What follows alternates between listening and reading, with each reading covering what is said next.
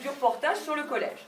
Donc, première étape, à 2, découvrir les lieux. Donc, on se rappelle les matières et le nom des salles dans un collège. Un autre groupe va faire l'emploi du temps des 6e F. Un groupe fera une partie du calendrier. Parce qu'en France, on a un certain calendrier. En Turquie ou en Pologne, ils n'ont pas les mêmes dates de vacances, ils n'ont pas les mêmes fêtes. Hein. Donc on va envoyer. Vous allez aller sur le site K-Deutsch que je vous ai donné. Ben, vous allez manipuler un petit peu le vocabulaire et vous allez le retenir. Französisch. On a écrit l'hiver, on a le nom de Winter, donc peut-être les bonhommes de neige, peut-être le nom travaillé avec la classe de 6e bilingue. Alors j'utilise assez souvent la salle informatique, équipée comme elle est actuellement avec 25 postes.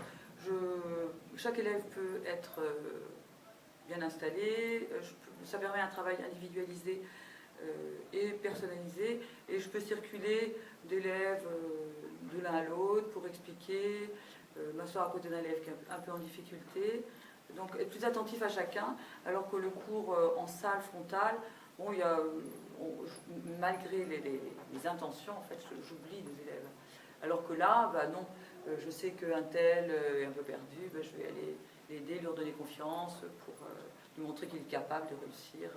On a acheté deux séries de MP3 pour les hispanisants et pour les germanistes, et on a confié donc à tous nos élèves de 3e pour l'année scolaire avec un contrat de prêt, un MP3. Et le but était de faire travailler beaucoup l'expression orale en continu et la compréhension orale des élèves. Il faut être assez concentré et oublier qu'on est dans une salle de classe pour être dans les meilleures conditions pour la compréhension orale. C'est quand même une compétence qui est difficile à travailler. Donc le MP3 permet à l'élève de faire abstraction des copains et de se mettre dans le document. Deuxième chose avec le MP3 que je trouve assez intéressante, c'est surtout le travail pour faire des progrès en expression orale en continu, le monologue entre guillemets. Alors, premièrement déjà, faire de la lecture, s'entraîner à la lecture expressive. Donc j'ai donné des textes à lire, ils pouvaient le lire autant de fois qu'ils voulaient, les comprendre, et puis une fois qu'ils se sentaient capables de le lire avec de l'expressivité ou légèrement théâtralisé, donc ils m'envoyaient le document son par email. En fait c'est la 2e année, j'avais découvert eTwinning il y a quelques années, je trouvais que c'était assez compliqué, ça m'intéressait beaucoup, parce que je suis convaincue qu'il faut, c'est à nous de bâtir l'Europe, je le dis franchement. Donc eTwinning m'intéressait parce que je sentais qu'il y avait quelque chose, une ouverture là. Et l'an dernier, j'ai testé, j'ai trouvé que c'était beaucoup plus simple, ça s'était beaucoup assoupli. Et donc on a fait un projet avec les élèves de 3e, un projet qui avait été initié par des collègues, une collègue polonaise et une collègue italienne, dont le titre était « Ces hommes qui ont transformé le monde », qui ont apporté un changement et une évolution dans le monde. Et ce projet a obtenu le label européen, on a tenu les délais. Et en fait, c'est un des avantages d'eTwinning, je trouve, c'est qu'on se donne un planning, les autres attendent, donc ça nous booste un petit peu, même quand ils ralentissent un petit peu le rythme de travail, bon, ben, on sait qu'on a telle échéance pour mettre sur eTwinning, soit le calendrier, soit tel résultat de travail. Donc ça, c'est assez intéressant. Et puis de voir ce qu'ont produit les autres élèves. Il y avait des diaporamas, là, il y en a qui étaient vraiment de qualité magnifique, faites par les Italiens. Bon, bah, du coup, à l'honneur quand même, nous on va faire quelque chose de bien aussi. Voilà, on s'est baladé dans le collège, on a filmé des salles, en même temps les élèves, on entendait ce qui se passait dans les salles, les élèves présentaient eux-mêmes en allemand voilà, les salles qu'on était en train de montrer aux correspondants de Pologne, de Croatie ou de Turquie.